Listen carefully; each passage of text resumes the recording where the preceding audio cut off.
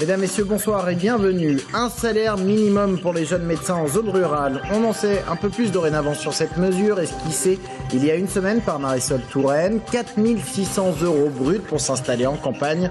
Nous verrons ce qu'en pensent les concernés. Les 3 députés PS d'Indre-et-Loire somment le préfet de débloquer des places d'hébergement d'urgence. Ils viennent de lui adresser une lettre. Les 235 000 € supplémentaires débloqués par l'État pour l'Indre-et-Loire cette année devraient, selon eux, couvrir tous les besoins. Alors que dans le même temps, les refus d'hébergement se multiplient. Et puis une exposition à la fin de ce journal, une rétrospective en photo, des tournages de films réalisés des années 1910 aux années 1940. C'est à voir au château de Tours. On ouvre donc ce journal avec ce sujet de la désertification médicale. La région centre, vous allez le voir, est très mal classée. Avant-dernière, voire même dernière en termes de densité médicale. Regardez cette carte. La moyenne nationale est de 306 médecins pour 100 000 habitants, alors qu'en région centre, on en compte seulement 241. Alors, lors d'un déplacement à Descartes la semaine dernière, la ministre de la Santé annonçait vouloir aider les jeunes médecins qui s'installent en campagne. On connaît les contours dorénavant de la mesure. Ça sera un salaire minimum 4 600 € bruts. La mesure est loin de faire l'unanimité du côté des concernés. Les explications, Brian Pock. Étudiant en 4e année de médecine, Philippe est externe. Même s'il ne sait pas encore vers quelle spécialité il s'orientera plus tard, son expérience d'étudiant ne l'amène pas à vouloir exercer la médecine libérale dans les déserts médicaux. Moi j'ai fait un stage dans un désert médical et les médecins sont surchargés et ils sont quasiment pas de vie. Et clairement les étudiants ça leur donne pas envie d'avoir et de s'installer dans un désert médical. Pour attirer les jeunes médecins à pratiquer dans les déserts médicaux, Marisol Touraine propose donc un salaire garanti minimum de 4 600 € bruts, insuffisant pour le syndicat de médecins généralistes MG France. Est-ce que cette décision va être de nature à remettre en cause ce mouvement de désertification? Je n'en suis pas certain. Je ne suis pas certain que le problème soit le problème des revenus, puisqu'il y a du travail, il y en a, et donc des revenus seront assurés. C'est surtout un problème d'isolement, c'est un problème d'organisation de l'offre de soins qui dépasse largement le cadre des revenus. Problème de qualité de vie évident, comment alors attirer les médecins dans les campagnes, zones les plus touchées par la désertification médicale? La question subsiste. Marisol Touraine doit en tout cas préciser les détails de son plan de lutte contre les déserts médicaux au cours du mois de décembre. De nouveaux incendies de véhicules dans les quartiers des Fontaines et du Sanitas à Tours. Ce sont encore 10 voitures qui ont brûlé dimanche matin entre 6 h et 8 h. L'enquête a été confiée à la brigade des violences urbaines. Elle se poursuit cette enquête en ce début de semaine. Les vidéos des caméras de surveillance vont notamment être exploitées. Toujours en Indre-et-Loire, le chasseur disparu depuis mercredi dans le secteur d'Azay, le Rideau, a été retrouvé mort en fin de semaine dernière à 500 mètres du lieu de rassemblement de la chasse. Une mort selon le médecin d'origine naturelle.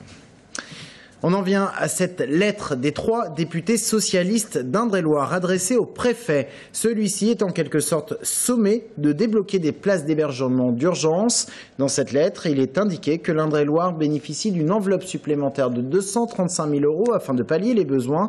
Or, sur le terrain, les refus se comptent par dizaines. Les députés seront bientôt reçus par le préfet. Jérôme Alain. Dans notre édition du 17 octobre, nous évoquions déjà le sujet avec les 8 associations signataires de la lettre ouverte aux élus sur les difficultés rencontrées du 115 à accueillir les sans-abri. À l'époque, le 115 refusait déjà 30 à 50 personnes par nuit. Ce même chiffre atteint aujourd'hui jusqu'à 70 refus d'hébergement dans les structures d'accueil. Dans le cadre du plan hivernal, 235 000 € supplémentaires ont été accordés au département. Les 3 députés PS d'Indre-et-Loire, Jean-Patrick Gilles, Jean-Marie Beffara et Laurent Baumel, viennent d'écrire au préfet et évoqueront le sujet lors d'une rencontre prévue le 10 décembre prochain en préfecture. Il est très important, au-delà des plans d'urgence que l'on est amené à déclencher chaque hiver pour faire face à la situation de ces gens qui se retrouvent dehors sans hébergement, il est très important d'imaginer aussi comment on pourrait avoir des solutions plus pérennes et pas être simplement obligé de raisonner hiver après hiver sur des plans d'urgence qui ne sont que du colmatage de brèches. Nous attendons de la rencontre des élus, des députés PS avec le préfet, que le préfet puisse expliquer avec une grande transparence les budgets qui sont donnés pour l'hébergement d'urgence. On voudrait aussi demander une table ronde avec les associations et les élus et l'État pour que tout le monde soit autour de la table et discute de ce sujet de l'hébergement d'urgence. Au-delà de la question de l'hébergement d'urgence, les associations souhaitent mener un vrai débat de fond sur la prise en compte de l'insertion des sans-logement dans la société et réfléchir à des solutions sur le long terme. Une délégation des acteurs de l'hébergement d'urgence en Touraine sera reçue le 17 décembre prochain au Conseil général pour faire remonter leurs propositions et attentes sur la question. Et toujours sur ce sujet de l'urgence sociale, une coordination d'associations organise le 5 décembre prochain une grande soupe solidaire, place de la préfecture à Tours, histoire de rappeler une exigence, l'organisation d'une table ronde sur ce sujet de l'hébergement d'urgence. Prenez vos précautions si vous prenez le train jeudi. 2 organisations syndicales, la CGT et Sudrail, appellent à la grève à l'approche de la mise en place du service annuel pour 2013. Ils réclament des changements dès maintenant, je cite, pour une meilleure qualité de service et la sauvegarde de l'emploi. Les syndicats demandent des créations de postes et l'intégration des intérimaires ainsi que des CDD.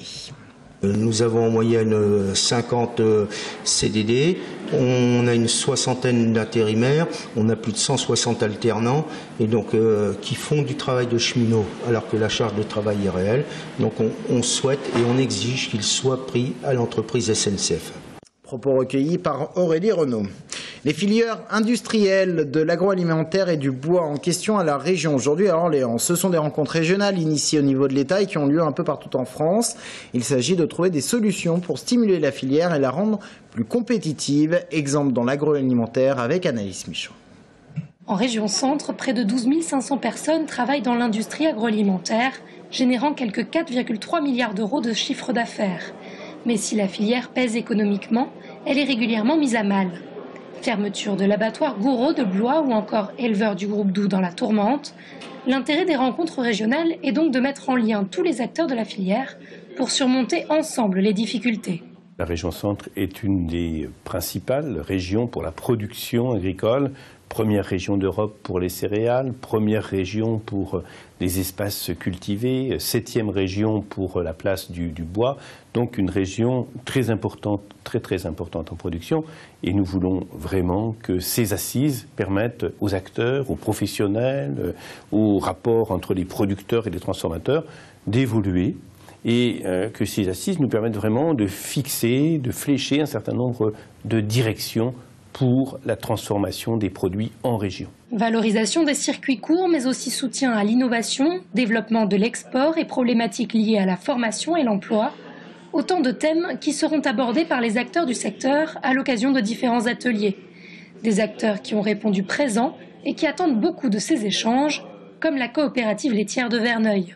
Une petite entreprise laitière aujourd'hui qui transforme du lait de vache, du lait de chèvre avec une multiplicité de produits sur un seul site, c'est de plus en plus rare. Nous sommes moins de 5 au niveau de la France à pouvoir le faire et nous voulons expliquer pourquoi nous sommes là. Nous sommes évidemment là parce qu'économiquement nous avons pu résoudre toutes les équations qui permettent de rester liquide et de rester solvable.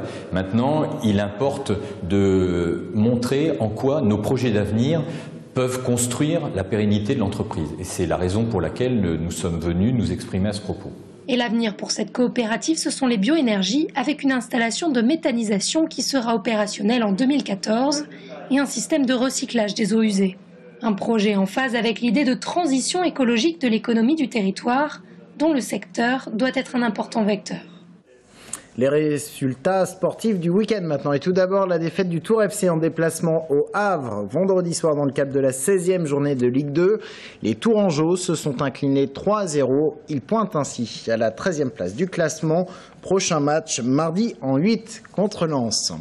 En bref, autre défaite, celle de l'ADA Blois. Les basketteurs se sont inclinés 75-65 à Rueil dans le cadre de la 11e journée de National 1 masculine. Et puis il y avait du volleyball également. Le TVB s'impose face à Narbonne 3-7-1 à l'issue d'un match difficile.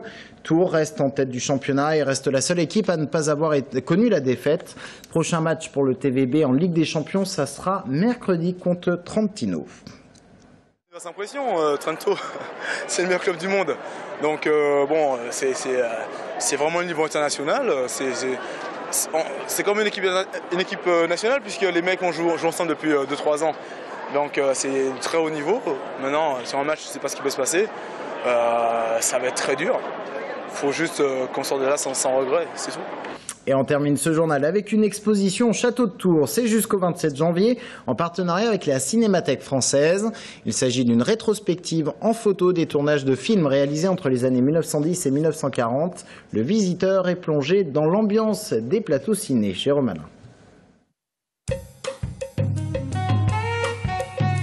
Plus de 200 photos noir et blanc, des lieux emblématiques qui ont marqué l'histoire du cinéma. Des réalisateurs et des acteurs pris sur le vif, l'exposition Tournage Paris, Berlin, Hollywood, c'est un peu tout ça, une immersion au cœur même du cinéma et de ses coulisses.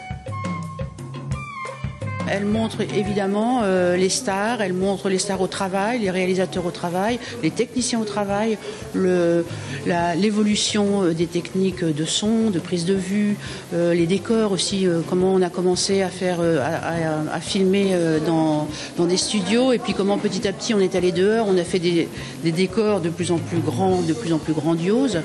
Voilà, c'est une richesse.